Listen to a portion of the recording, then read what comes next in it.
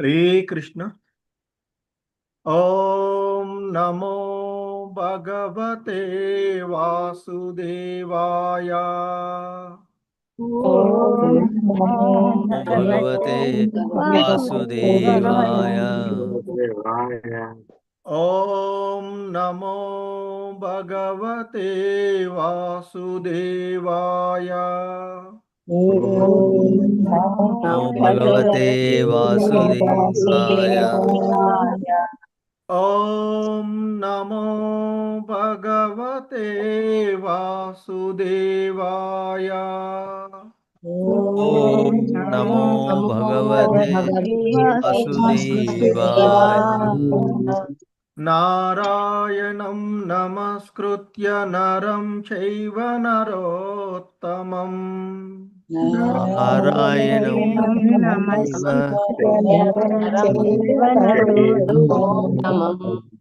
దేవీం సరస్వతిం వ్యాసం తతో జయముదీరయేత్.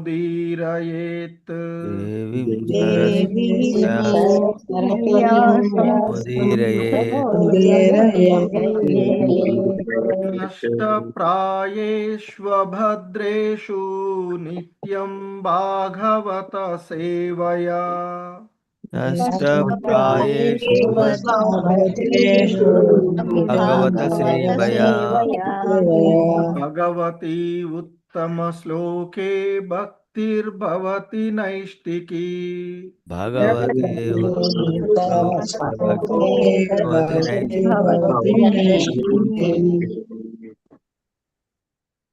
హరే కృష్ణ. హరే కృష్ణ అందరికి. హరే కృష్ణ ప్రభుజీ. శ్రీమద్ భాగవతం క్లాస్కి అందరికీ కూడా ఇస్కాన్ శ్రీ శ్రీ రాధా గోవింద ఆలయం మంగళూరు తరపున స్వాగతం.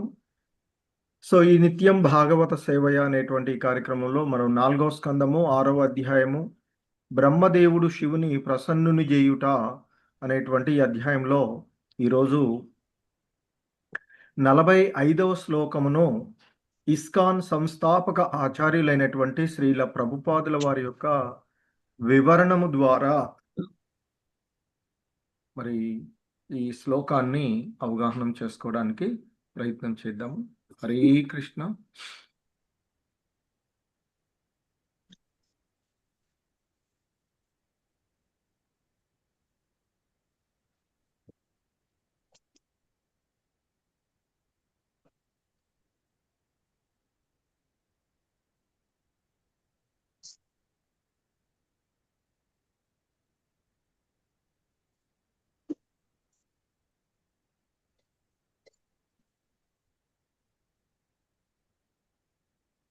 హరే కృష్ణ.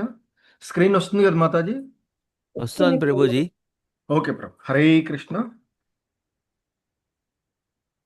సో శ్రీమద్ భాగవతము 4వ స్కందము 6వ అధ్యాయము అయినటువంటి అందులోని ఈ 45వ శ్లోకము.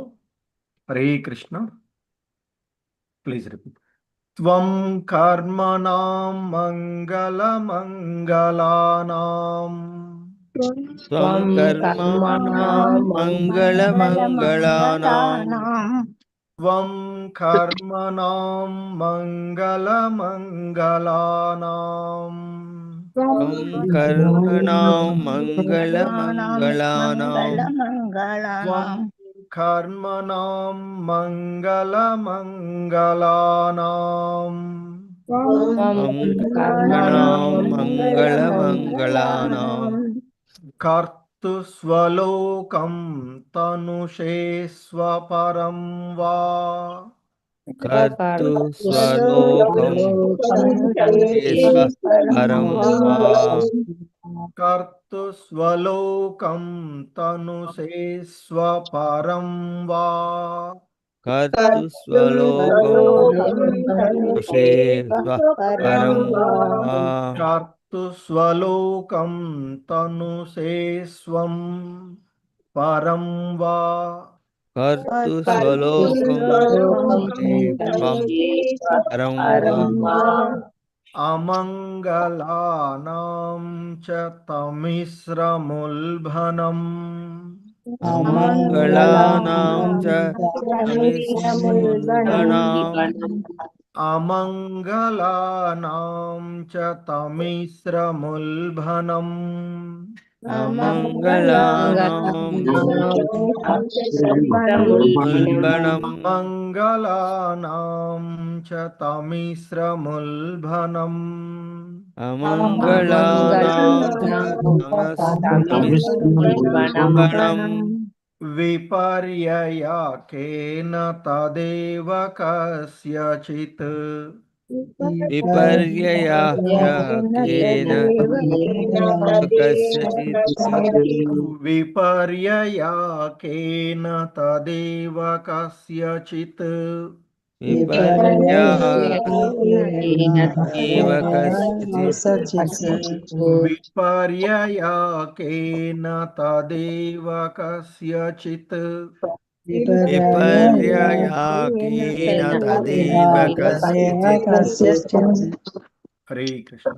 त्वं कर्मणां मङ्गलमङ्गलानां कर्तुस्वलोकं तनुषेस्वपरं वा त्वं कर्मणां मङ्गलमङ्गलानां कर्तुस्वलोकं तनुषेस्वरं त्वं कर्मणां मङ्गलमङ्गलानां कर्तुस्वलोकं तनुषे स्वपरं वा त्वं कर्मणां मङ्गलमङ्गलानां कर्तुस्वलोकं तनुषेस्वरं वा अमङ्गलानां च तमिस्रमुल्भनं विपर्ययकेन तदेव कस्यचित् अमङ्गलानां च तमिस्रमुल्बणं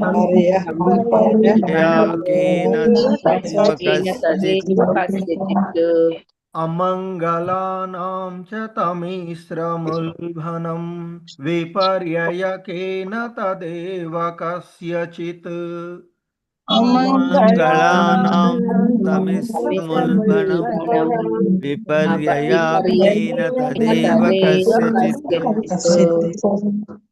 हरे कृष्ण। त्वं कर्मणां मङ्गलमङ्गलानां कर्तुस्वलोकं तनुषेस्वपरं वा अमङ्गलानां च तमिस्रमुल्भनं विपर्ययकेन तदेव कस्यचित् कर्मणां मङ्गलमङ्गलानां कर्तुस्वलोकं तनुषेस्वपरं वा तमिस्रमुल्बणं विपर्ययाकेन तदेव कस्यचित् హరే కృష్ణ.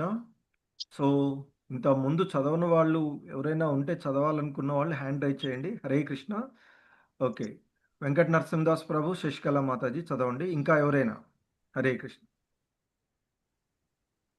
వెంకట నరసింహదాస్ ప్రభు, శశికళ మాతాజీ. శశికళ మాతాజీ మీరు చదవండి. తం కర్మణాం మంగళమంగళానాం కర్తుం స్వలోకం తనుషే స్వపరం వా అమంగళానాం చ తమిశ్రముల్బనం విపర్యకేన తదేవ కస్యచిత్. ధన్యవాదాలు ప్రభు. హరే కృష్ణ. హరే కృష్ణ. హరే కృష్ణ ప్రభుజీ. ప్రభు చదవండి. త్వం కర్మణాం మంగళమంగళానాం కర్తూ స్వలోకం తనుషే స్వపరం వా అమంగళానాం తమిశ్రముల్బణం విపర్యయకేన తదేవ కస్యచిత్. హరే కృష్ణ ప్రభుజీ. హరే కృష్ణ. హరే కృష్ణ. రాజమ్మ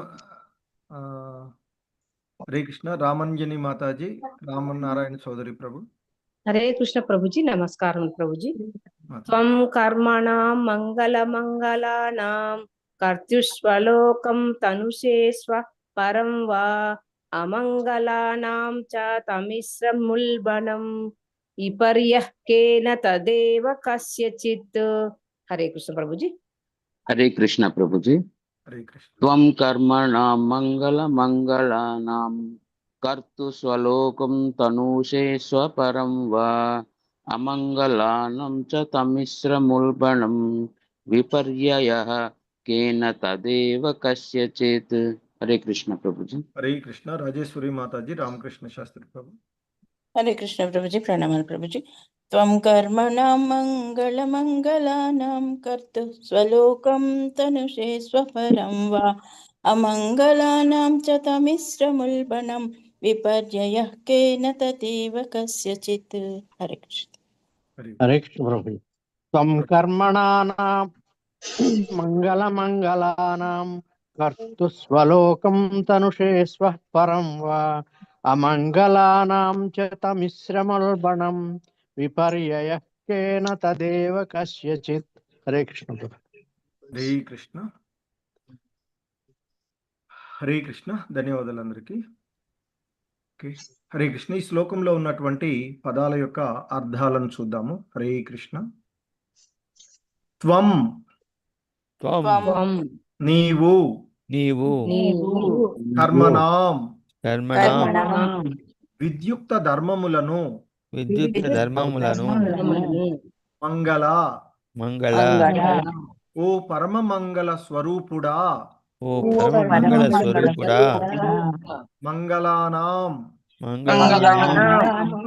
మంగళములైన మంగళములైన కర్తుః కర్తుః నిర్వాహకునకు నిర్వాహకునకు స్వలోకం స్వలోకం తగిన ఉన్నత లోకము, తగిన ఉన్నత లోకము తనుసే అనుషే విస్తరిత్తువు, విస్తరింతువు స్వహ వహ స్వర్గలోకములు, స్వర్గలోకము పరం పరం ఆధ్యాత్మిక లోకము, ఆధ్యాత్మిక లోకము వా వా లేక లేక అమంగళానాం అమంగళానాం అమంగుళులకు అమంగళులకు చ చ మరియు మరియు సమిశ్రమం శ్రమం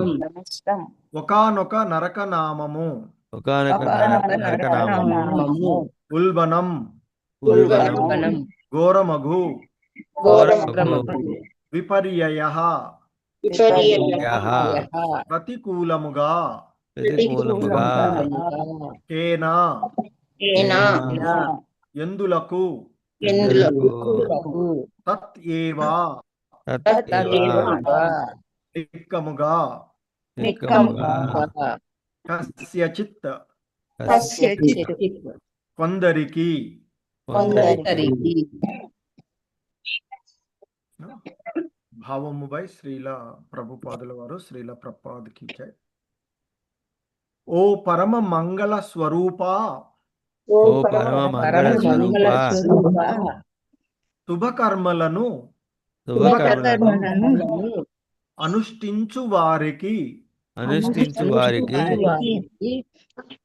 స్వర్గలోకము, స్వర్గలోకము వైకుంఠలోకము, వైకుంఠలోకము నిరాకార బ్రహ్మము వంటి నిరాకార బ్రహ్మం వంటి ఆయా గతులను ఆయా గతులను నీవే నిర్ణయింతువు.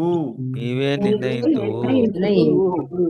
అదే విధముగా అదే విధముగా దుష్కృతులకు దుష్కృతులకు అత్యంత ఘోరమగు అత్యంత ఘోరమగు నరకములను నరకములను నీవు కలుగజేయుదవు. నీవు కలుగజేయుదువు. అయినను కొన్ని మార్లు వారి గతులు ప్రతికూలముగా నున్నట్లు గోచరించుచుండును. దీనికి కారణమును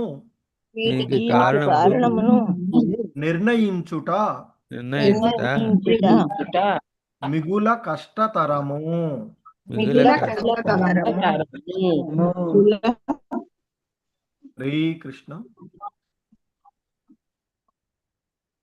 హరే కృష్ణ. చంద్రావతి మాతాజీ చౌతరా. హరే కృష్ణ ప్రభుజీ. రామకృష్ణ ప్రభుజీ అందరూ చేసింది ఇచ్చాను, కోహోస్ట్ ఇచ్చాను. ప్రభు భాష్యంపై శ్రీల ప్రభుపాద వారికి జై. దేవదేవుడు పరమ సంకల్పమనియు పిలువబడును. ఆ దివ్య సంకల్పము చేతనే సమస్తము జరిగిపోవచ్చున్నది. కనుకనే భగవద్గీత లేనిదే గడ్డిపోచ కూడా కదలదని చెప్పబడుచుండును. పుణ్యకర్మలు చేయి వారు ఉన్నత లోకములకు ఎగుదరనియు, భక్తులు వైకుంఠ లోకములకు చేరుదురనియు, జ్ఞానులు నిరాకార బ్రహ్మమును పొందుదురనియు సాధారణముగా నిర్ణయించబడిన విషయము. కానీ అజామిలుడు వంటి దుర్మార్గుడు నారాయణ నామోచ్చారణచే వెంటనే వైకుంఠ లోకమును కేగుట కొన్ని మార్లు జరుగుచుండు. అజామిలుడు ఆ నామమును తన కొడుకైన నారాయణుని ఉద్దేశించి పలికినప్పటికీ భగవానుడు దానిని గంభీరముగా భావించి అతని పూర్వచరిత్ర ఎంత పాప భూయిష్టమైనను వెంటనే వైకుంఠ ప్రాప్తిని కలిగించెను. అదే విధంగా దక్ష ప్రజాపతి ఎల్లప్పుడూ యజ్ఞ నిర్వహణం వంటి పుణ్యకర్మల యందే నియుక్తుడైనప్పటికీ శివునితో ఏదో చిన్న అపార్థము కలిగిన కారణమున తీవ్ర శిక్షకు గురి కావలసి వచ్చెను. కనుక సారాంశమేమనగా భగవద్గీతయే చరమ తీర్పు అయి ఉన్నది. ఎవ్వరును ఆ విషయమున తర్కింపజాలరు. కనుకనే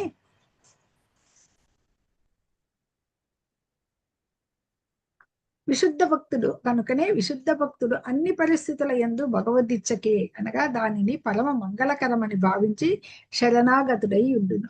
తత్తేను కంపాం సుసమీక్షమానో భుంజాన ఏవాత్మకృతం విపాకం హృద్వాగ్వపుర్విదన్నమస్తే జీవేతయో ముక్తి పదే సపదాయ భాగవతము 10.14.8. ఈ శ్లోకము యొక్క భావం ఏమనగా, ఎప్పుడైనా భక్తుడు ఏదేని విపత్కర స్థితిలో నిలిచినప్పుడు దానిని భగవత్ ప్రసాదముగా భావించి తన పూర్వ పాపకర్మ వలన తానే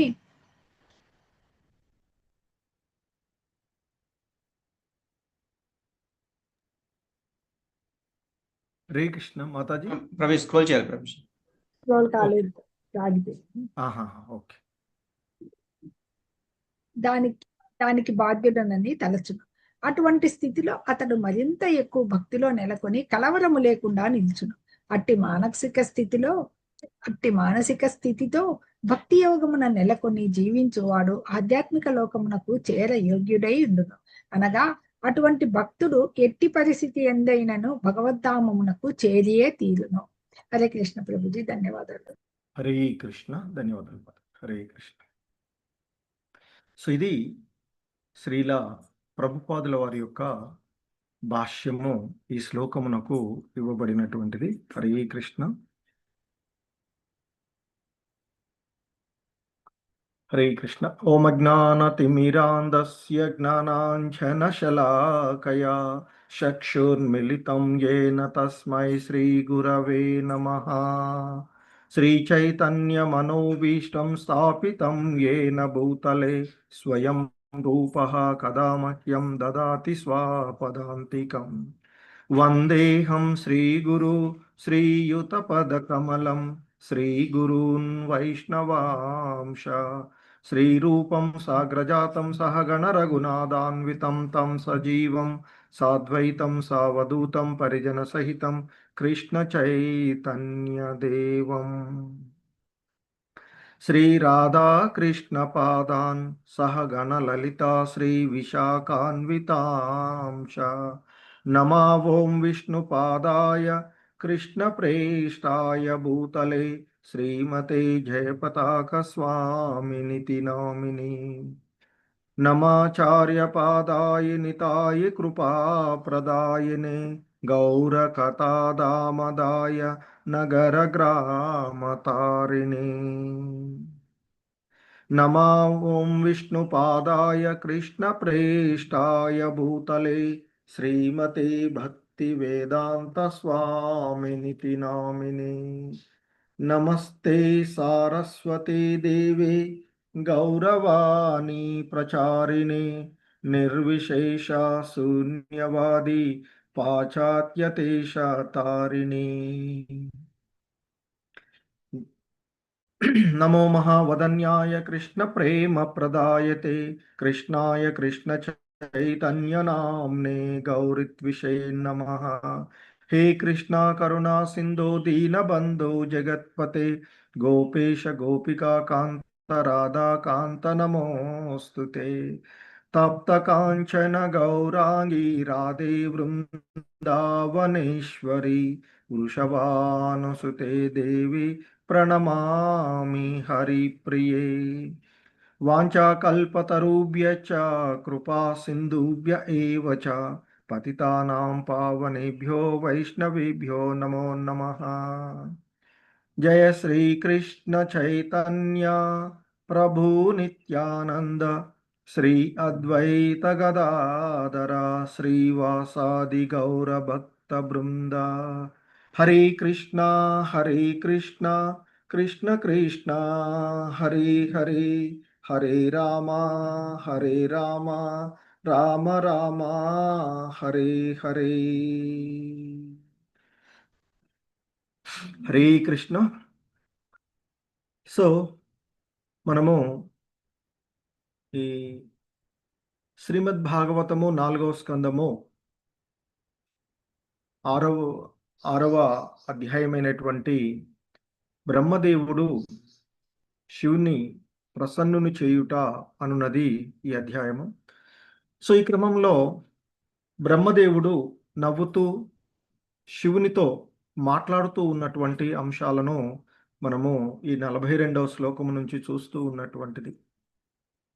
మరి శ్రీల ప్రభుపాదుల వారి వివరణలో ఆయన నవ్వుతూ ఆ విధంగా మాట్లాడుతున్నారు అని అంటే ఇక్కడ ఒక రకంగా శివుని దగ్గరకు వాస్తవానికి ఆ శివుని సమీపించినప్పుడు శివుడు లేచి నిలబడి అతనికి గౌరవపూర్వకంగా వందనాలు అర్పించాడు.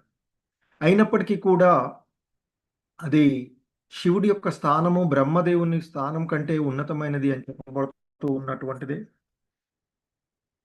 ఇక శివుడు సులభంగానే మరి సంతుష్టి చెందేవాడ అయినప్పటికీ కూడా అతి శీఘ్రంగా అంటే ఎంత సులువుగా ఆయన సంతుష్టి చెందుతాడో అంతకంటే ఎక్కువ వేగంగా కోపాన్ని పొందగలిగేవాడు అని కూడా బ్రహ్మదేవుడు ఎరిగి ఉన్నటువంటి కారణంగానే ఆయన నవ్వుతూ, తన కొంత భయం ఉన్నది ఎందుకంటే గతంలో జరిగినటువంటి విషయాలు.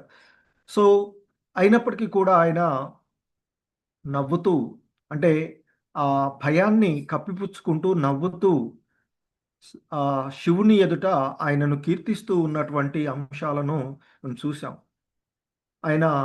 ఆయనని సమస్త విశ్వానికి నియామకుడవు, జగత్తుకు యోని బీజ రూపుడవు, మరి ఈ విశ్వమునకు పరమైనటువంటి పరబ్రహ్మము కూడా నీవే ఈ సృష్టినంతా కూడా సృజించి పోషించి లయింపచేసేటువంటి వాడవు. మరి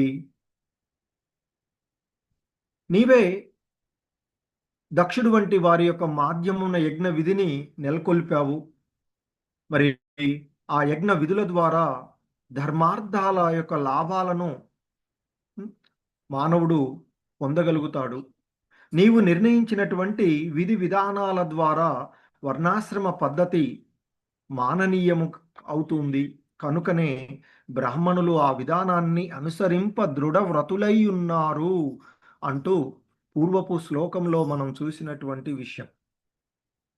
సో ఆ విధంగా ఆయన అక్కడికి వారు వచ్చినటువంటి విషయాన్ని ఆ శివుడి ముందు అంటే నీ ద్వారా అంటే ఆయన క్రోధుడై మరి ఆయన యొక్క అంశగా జఠలం నుండి ఉద్భవించినటువంటి వీరభద్రుడి ద్వారా ఆ యజ్ఞాన్ని భగ్నం చేసి దక్షుడిని సంహరింపచేసినటువంటిది. సో అందుకే ఇక్కడ దక్షుడిని కూడా ప్రస్తావిస్తూ దక్షుని వంటి వారి మాధ్యమంగా చేసుకొని ఒక ఇన్స్ట్రుమెంట్స్గా చేసుకొని నీవు యజ్ఞ విధులను నెలకొల్పినావు. మరి వాటిని నిర్వహించడం ద్వారానే మనుజుడు ధర్మార్థ లాభాలను పొందగలుగుతాడు. మరి నీవు నిర్ణయించినటువంటి ఆ పద్ధతుల ద్వారా వర్ణాశ్రమ పద్ధతి మాననీయం కాగలదు. అందుకే ఇక్కడ మనకి ఎందుకంటే ఆ భగవంతుని దేహం అంటే మనకి ఆ విరాట్ రూపంగా చెప్పబడేటువంటి ఆ భగవంతుని యొక్క విరాట్ రూపంలో మనకి ఈ సమాజంలో ఉన్నటువంటి ఈ వర్ణాశ్రమ విధానాలు ఏవైతే ఉన్నాయో మరి ఆ విరాట్ రూపము పూర్ణము అంటే బ్రాహ్మణులు, క్షత్రియులు, వైశ్యులు, శూద్రులు అంతా కలిసి ఉన్నప్పుడే అది పూర్ణమవుతుంది. ఆ విధంగా వారు ఆ పూర్ణం యొక్క సేవలో నియుక్తులై ఉన్నంత వరకు వారి యొక్క స్థితి పదిలమై ఉంటుంది. లేకున్నట్లయితే వారు వారి యొక్క స్థితుల నుండి పతితులు కాగలరు. సో కనుక ఈ బ్రాహ్మణులు వారి యొక్క యజ్ఞాలను కొనసాగించడానికి అన్నట్లుగా ఆయన మాట్లాడుతూ ఉన్నటువంటి విషయాలను చూసాం. సో ఇంకా ఈరోజు మనం చూస్తున్నటువంటి 45వ శ్లోకంలో చూసినట్లయితే ఇంకా ఈ విధంగా బ్రహ్మ శివునితో మాట్లాడుతూ ఉన్నటువంటి విషయాలను మనము ఇక్కడ చూస్తూ ఉన్నటువంటిది. సో ఇంకా ఈ విధంగా శివుడితో బ్రహ్మ అంటూ ఉన్నాడు, త్వం కర్మణాం మంగళ మంగళానాం కర్తు స్వలోకం తనుషే స్వపరం వా అమంగళానాం చ తమిశ్రముల్భనం విపర్యయకేన తదేవ కస్యచిత్. త్వం నీవు. సో ఇక్కడ ఆయన అంటున్నారు కర్మనాం మంగళ మంగళానాం. సో మంగళ అంటే ఓ పరమమంగళ స్వరూపుడా, అంటే మంగళకరమైనటువంటి వాటిలలో ఆ నిర్వహించేటువంటి వాటికి నిర్వహణకు మరి ఆ ఆ పనులకు మరి ఉన్నతమైనటువంటి లోకాలను ఇచ్చేటువంటి వాడివి. అమంగళానాం మంగళాన్ ఇక్కడ చెప్పబడుతున్నటువంటి మంగళం మంగళానాం కర్తు స్వలోకం తనుసే స్వపరం వా అమంగళానాం చ తమిశ్రముల్భనం విపర్యయకేన తదేవ కస్యచిత్ అని చెప్తున్నారు. సో కాబట్టి మరి ఇక్కడ ఎవరైతే మంగళకరమైనటువంటి పనులను నిర్వహిస్తూ ఉన్నటువంటి వారో వారికి ఆ విధంగా మరి ఉన్నతమైనటువంటి లోకాలను, మంగళకరమైనటువంటి లోకాలను ఇచ్చేటువంటి వాడవు. అలాగే అమంగళకరమైనటువంటి పనులు మనకి భగవద్గీతలో కూడా చెప్పబడుతూ ఉంది. ఈ కర్మల విషయాలలో 3 రకాలైనటువంటివి అకర్మలు, వికర్మలు, సకామ కర్మలు అని చెప్పబడుతూ ఉన్నటువంటి. సో అలాగే వేద వాజ్మయంలో కూడా చెప్పబడినటువంటివి 3 రకాలైనటువంటి కర్మలు. ఆ కర్మలు అనేవి సాధారణంగా భగవత్ సంబంధమైనటువంటివి, ఎటువంటి బంధాలను లేకుండా ఉండేటువంటి కర్మలు. ఇక స్వకామ కర్మలు వేదాల్లో చెప్పబడినటువంటి ఈ కర్మలు కొన్ని విద్యుక్త ధర్మములను నిర్వర్తించడము అని చెప్తూ కొన్ని రకాలైనటువంటి ఆ కర్మలు. సో వాటి వలన ఏంటి, ఆ మంచి కర్మల వలన ఉన్నత లోకాలకు చేరుకోవడం జరుగుతూ ఉంటుంటుంది. ఒకవేళ వికర్మలు చేసినట్లయితే ఆ వికర్మల ఫలంగా వాళ్ళు మరి ఆ ఘోరమైనటువంటి అంటే అతమలోకాలకు చేరుకునేటువంటి పరిస్థితి. ఇక ఎవరైతే అకర్మలలో అంటే భగవత్ సంబంధమైనటువంటి కర్మలలో నెలకొని ఉంటారో వారు ఆ గోలోక వృందావనానికి, ఆ వైకుంఠ ధామానికి అంటే భగవద్ధామానికి చేరుకునేటువంటి అవకాశం ఉంటూ ఉంటుంది.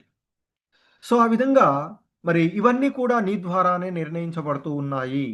అంటే ఆ భగవంతుని యొక్క అంశగా ఉన్నటువంటి వాడిగా చెప్తూ ఆయన ఇక్కడ చెప్తూ ఉన్నటువంటి త్వం కర్మణాం మంగళ మంగళానాం కర్తు స్వలోకం తనుసే స్వపరం వా అమంగళానాం చ తమిశ్రముల్భనం విపర్యయకేన తతేవ కస్యచిత్.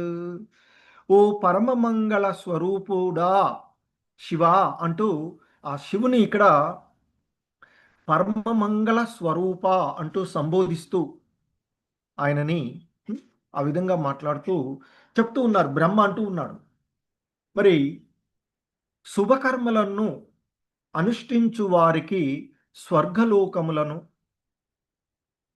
ఉం,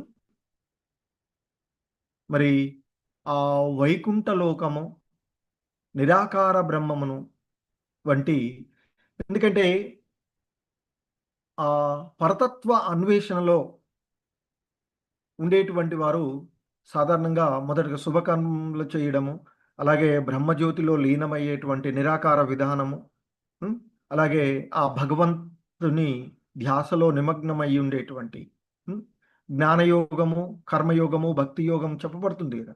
సో అలా వారు ఆ నిర్వహించినటువంటి శుభకర్మలను బట్టి వారికి వివిధ ఉన్నత లోకాలు చేర్చేటువంటి వాడివి నీవే.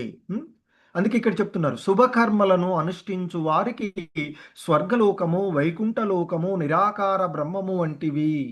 ఎందుకంటే అన్నీ కూడా ఒకే మార్గాన్ని, ఒకే గమ్యాన్ని చేర్చవు. సో మనం చేసే విధానాన్ని అనుసరించి స్వర్గలోకాలకు వెళ్ళడమా, వైకుంఠ లోకాలకు వెళ్ళడమా, లేదా నిరాకార బ్రహ్మజ్యోతిలో లీనమవ్వడమా అనేటువంటి ఆ గతులను వంటి వాడవు నీవే. ఇది శుభకర్మలను చేసేట అంటే ఆ కర్మలు, సాధారణ కామ్య కర్మలు కానీ లేదా ఆ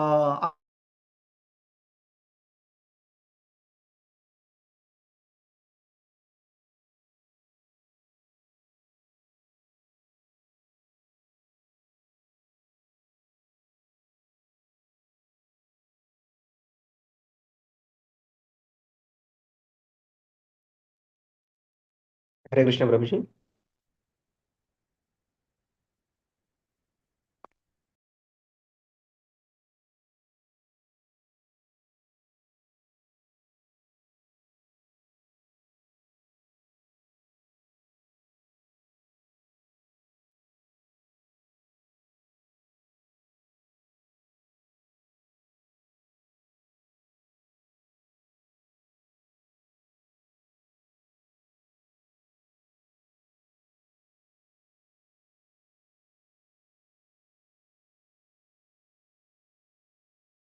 చంద్రావతి మాతాజీ హరే కృష్ణ.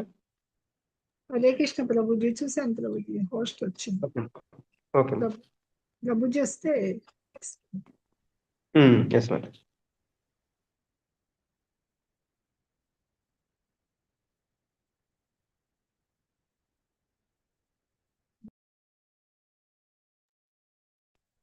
హరే కృష్ణ ప్రభుజీ.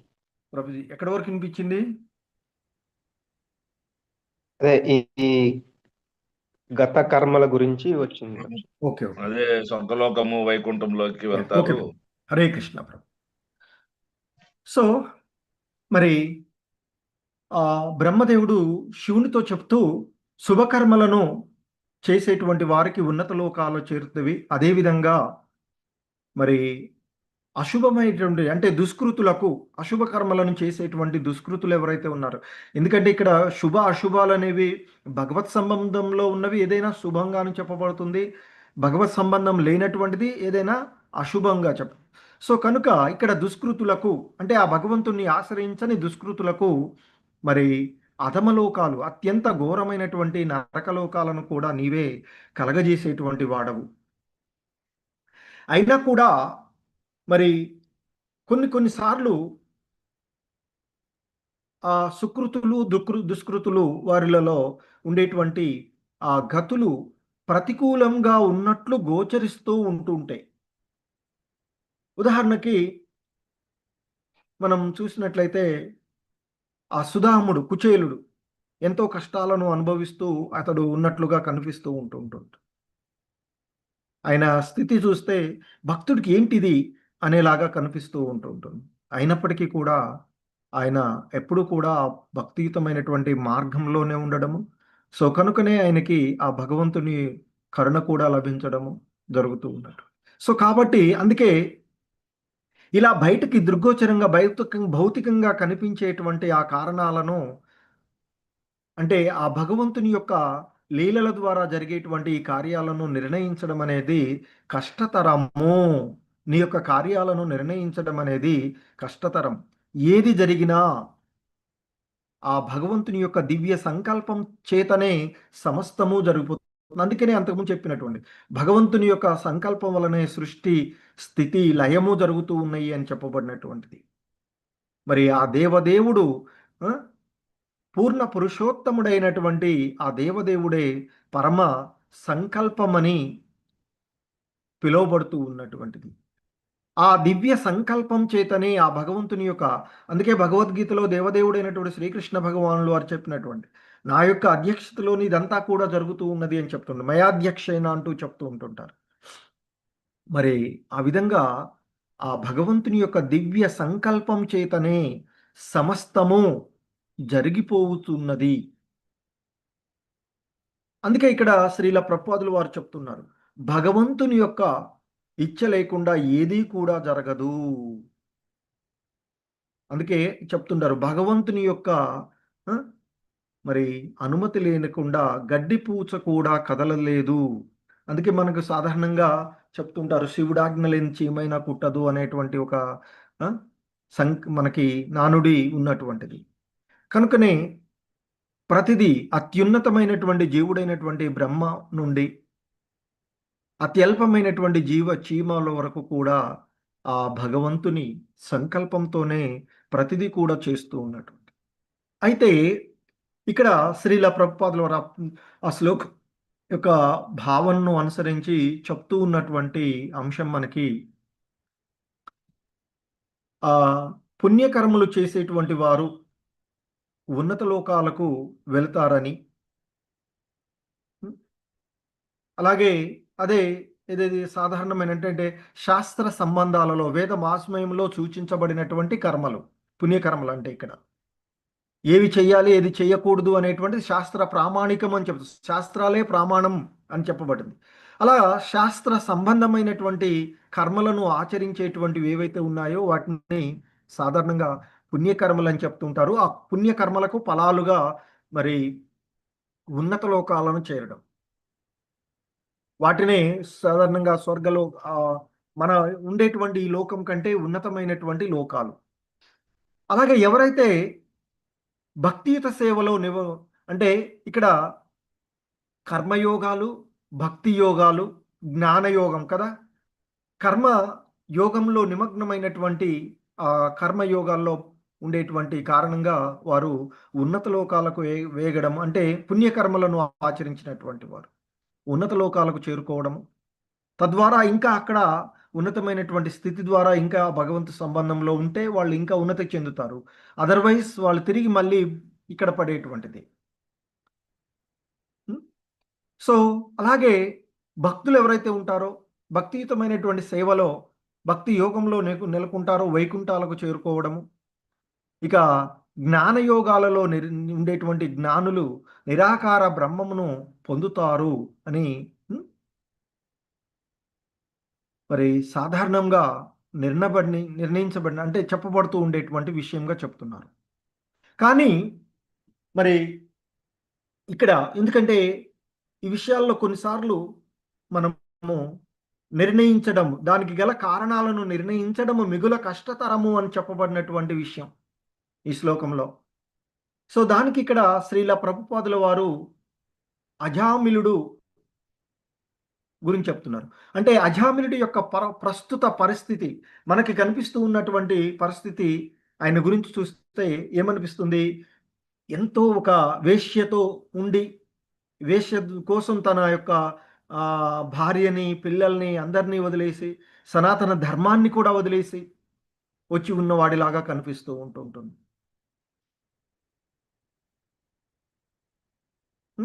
మరి అలా దుర్మార్గుడుగా కనిపిస్తూ ఉన్నటువంటి ఆ అజామిలుడు మరి జీవిత చివరి సమయంలో, చివరి కాలంలో ఆయన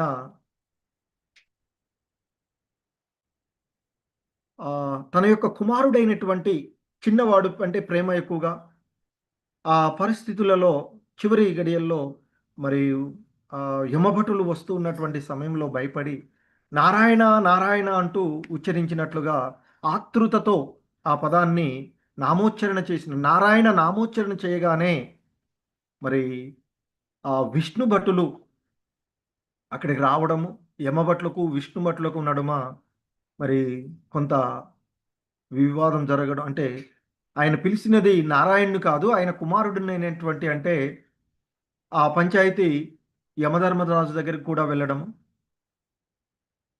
మరి అది చెప్తారు, విష్ణు నామం, ఆ నామాన్ని స్మరణ చేసినటువంటి వారి జోలికి మీరు వెళ్ళవద్దు అని యమభట్లకు చెప్పడం. తదుపరి ఆయనకి మరొక అవకాశం ఇవ్వడం, తద్వారా ఆ నామస్మరణలో నిమగ్నమై తదుపరి ఆయన ఆ భగవద్ధామాన్ని చేరుకున్నాడు అని చెప్తారు. సో అందుకే ఇక్కడ నారాయణ నామోచ్చరణ వెంటనే వైకుంఠ లోకమునకు ఎగుటకు కొన్ని మార్లు జరుగుచుండును అని చెప్తున్నారు.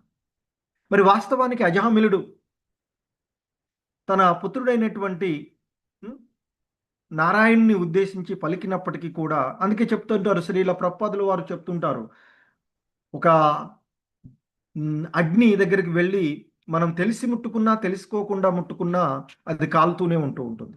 ఒక డ్రగ్, ఒక మెడిసిన్ అనేటువంటిది మనం తెలిసి వేసుకున్నా తెలియకుండా వేసుకున్నా అది మన శరీరంపై ప్రభావాన్ని చూపుతూ ఉంటుంది. అదేవిధంగా అందుకే ఆ భగవన్నామాన్ని మనం ఉచ్చరించినప్పుడు అది మనకి ఫలితాన్ని ఇస్తుంది అనేటువంటి చెప్పడం. అలాగే అజామిలుడి గురించి చూస్తే ఆయన మనకి ఇప్పుడు అలా గోచరిస్తూ ఉండొచ్చు, కానీ పూర్వజన్మలో ఎంతో నిష్ఠతో ఉన్నటువంటి ఒక బ్రహ్మచారి, ఉత్తముడైనటువంటి బ్రాహ్మణుగా ఉన్నటువంటి వాడు. సో మరి ఆయన యొక్క పరిస్థితులకు అక్కడ ఒక స్త్రీ ఎదురుగా, అంటే ఆయన్ని రక్షించడానికి ఆమె చేసినటువంటి దాన్ని తను అర్థం చేసుకోలేక, ఒక బ్రహ్మచారిగా ఆమెకు జరిగినటువంటి దాన్ని అతడు అర్థం చేసుకోలేక, నీవు తదుపరి జన్మలో, అంటే ఆమెను శపిస్తాడు, వేశ్యగా పుడుదుగాక, అంటే ఆ జన్మలో నువ్వు నాతో నువ్వే ఉందుగాక అంటూ ఆమె ప్రతిచాపం పెట్టడం కారణంగానే అతడు అలా పతనం చెందినారుగా చెప్పబడుతూ ఉంటుంది. సో ఆ విధంగా ఆ భగవన్నామస్మరణ, అంటే ఆ ప్రస్తుత పరిస్థితి ఏ విధంగా ఉన్నప్పటికీ, అందుకే భగవద్గీతలో చెప్తారు, పాపిష్టి వాళ్ళలో పరమ పాపిష్టి వాడు అయినప్పటికీ కూడా భక్తిలో నిమగ్నమైనప్పుడు, అలాగే ఎలాగైతే ఆ నారాయణను ఉద్దేశించి పలకడము, తదుపరి ఆయన ఆ భగవన్నామ స్మరణ సంపూర్ణంగా చేయడం వల్ల మరి దాన్ని ఆ భగవంతుడు గంభీరంగా భావించి అతని యొక్క పూర్వ చరిత్ర బయటికి మనకి అది ఎంతో పాపభూయిష్టం. ఎందుకంటే ఇంట్లో భార్య, పిల్లలు, తర్వాత తను చేసేటువంటి ధర్మాన్ని, ఆలయం భగవంతునికి చేసేటువంటి కైకర్యాలు అన్నీ వదిలేసి దారిదోపిళ్ళు, ఎన్నో ఘోరమైనటువంటి పరిస్థితులు చేసినటువంటి వాడు, చేయకూడని పనులన్నీ చేసినటువంటి వాడు, అయినా కూడా అతనికి వైకుంఠ ప్రాప్తి కలిగింది అని చెప్తుంటారు. అదేవిధంగా మరి ఇక్కడ అదే చెప్తున్నారు, ఇక్కడ ఆ విధంగా అతడు దుర్మార్గులాగా కనిపిస్తుంది. కానీ దక్ష ప్రజాపతి మంచి కార్యాలు చేస్తున్నట్లుగా, యజ్ఞాలు నిర్వహిస్తూ పుణ్యకర్మలు చేస్తూ ఉన్నట్లుగా బయటికి కనిపించింది. కానీ ఆయన చేస్తూ ఉన్నటువంటి ఆ పుణ్యకర్మలలో నిమగ్నమైనప్పటికీ కూడా అతడు వైష్ణవ అపరాధం చేసినటువంటిది, శివుణ్ణి అపార్థం చేసుకుని, చిన్న అపార్థం, వాళ్ళిద్దరికి మధ్య కలిగినటువంటి చిన్న అపార్థం, కలిగినటువంటి ఆ అపార్థ కారణంగా అతడు తీవ్రమైనటువంటి శిక్షకు గురి కావలసి వచ్చింది. అంటే అతడు చేస్తున్నటువంటి యజ్ఞాన్ని భగ్నం చేయడము, అతడిని శిక్షించడం కూడా జరిగినటువంటి, అతన్ని సంహరించడం కూడా జరిగినటువంటిది కదా. మనం ఇక్కడ చూసినటువంటిది అతని వీరభద్రుడి ద్వారా దక్షుడు సంహరించబడినటువంటిది. సో అందుకే ఇక్కడ శ్రీల ప్రభుపాదుల వారు చెప్తూ ఉన్నటువంటి అంశం ఏంటంటే, భగవంతుని యొక్క ఇచ్చయే చర్మ తీర్పు అయి ఉన్నది. సో కనుక మరి భగవంతుని యొక్క ఇచ్చను, విధానాన్ని ఎవరు కూడా మరి ఆ విషయాన్ని తర్కింపజాలరు. కాబట్టి విశుద్ధ భక్తుడు అన్ని పరిస్థితుల యందు భగవదీచ్ఛకే, అంటే ఆ భగవంతుడి ద్వారా జరిగినటువంటి దాన్ని పరమ మంగళకరమని భావించి శరణాగతుడై ఉండును అని చెప్తున్నారు. సో కనుకనే ఇక్కడ బ్రహ్మ కూడా ఆ శివుని దగ్గర సమీపించినప్పుడు ఇదంతా భగవానుని యొక్క ఇచ్ఛ ప్రకారంగానే జరిగినటువంటిది. సో కనుక ఆయనని మరి అంటే ఆ ఇచ్ఛానుసారం యజ్ఞ నిర్వహణకు అడుగుతూ ఉన్నారు. శరణాగతులై ఇక్కడ అందుకే చెప్తున్నారు, విశుద్ధ భక్తుడు అన్ని పరిస్థితుల యందు భగవంతుని యొక్క, ఎందుకంటే ఆ భగవంతుడే పరమమంగళకుడని భావించి ఆయన యొక్క ఇచ్ఛానుసారము శరణాగతుడై, సో ఏ విధంగా ఆ భగవంతుడి ఇచ్చ ఉంటే ఆ విధంగానే జరిగే విధంగా భక్తులు ఉండేటువంటి అదే విషయాన్ని మనకి భాగవతం 10వ స్కందం 14వ అధ్యాయంలోని 8వ శ్లోకంలో ఉన్నటువంటి అంశాన్ని ఇక్కడ మనకి శ్రీల ప్రభుపాదులు వారు గుర్తు చేసినటువంటిది.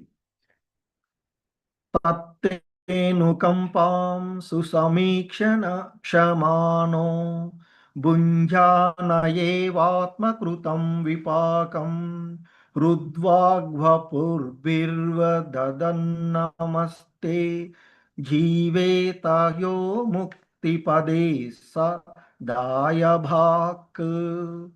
సో మరి ఈ శ్లోకం ద్వారా చెప్పబడుతుంది ఏంటంటే, ఎప్పుడైనా భక్తుడు ఏదేని విపత్కర స్థితిలో నిలిచినప్పుడు దానిని భగవత్ ప్రసాదంగా భావించి తన పూర్వ పాపకర్మ వలన తానే దానికి బాధ్యుడునని తలుచుచు అటువంటి స్థితిలో అతడు మరింత ఎక్కువ భక్తిలో నెలకొని కలవరం లేకుండా నిలుచును.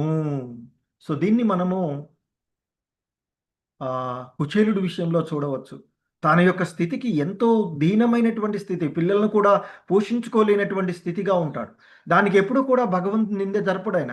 భగవంతుడు ఏంటి, నేను ఇంత చేస్తూ ఉంటే భక్తి నాకేమీ ఇవ్వట్లేదు అని ఎన్నడూ కూడా ఆయన నా పూర్వజన్మ కర్మ వలన నాకు ఇంకా భగవంతుడు ఈ మాత్రమైన అవకాశం ఇచ్చాడు అని ఆయన భావించాడే తప్ప ఎప్పుడు కూడా తనున్నటువంటి స్థితికి భగవత్ కారణంగా ఆయన ఎప్పుడు చేయలేదు. తన పూర్వజన్మ కర్మంగా ఏదో చేసుకుని ఉన్నాను, నేను అందుకే అనుభవిస్తున్నాను ఆ విధంగా అని భావించి ఇంకా ఇంకా భక్తియుతమైనటువంటి సేవలోనే నెలకొని ఉన్నాడు అతడు. సో కనుకనే ఇక్కడ చెప్తున్నారు, ఒక శుద్ధ భక్తుడు అనేటువంటి వాడు ఎప్పుడు కూడా ప్రస్తుతమైనటువంటి పరిస్థితికి తాను చేసుకున్నటువంటి కర్మలు తప్ప ఇతరులు బాధ్యత కాదు అనేటువంటి విషయాన్ని ఎరిగి ఉంటాడు. అందుకనే ఎటువంటి కలవరపరైనటువంటి స్థితిలోనూ లేకుండా భక్తియుత సేవలోనే నిలిచి ఉంటాడు. అట్టి మానసిక స్థితిలో భక్తి యోగమున నెలకొని జీవించువాడు ఆధ్యాత్మిక లోకమునకు చేర యోగ్యుడై ఉండును అనేది ఇక్కడ చెప్పబడుతున్నటువంటి.